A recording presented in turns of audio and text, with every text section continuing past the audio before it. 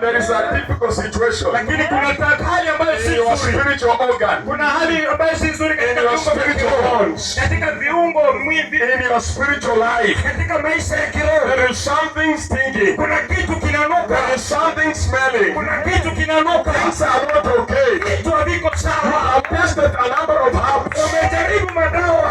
You have got a number of places for solution. Umejaribu maeneo tofauti. Jesus, yes, has got power. Has got power to deliver your life. Can you say amen?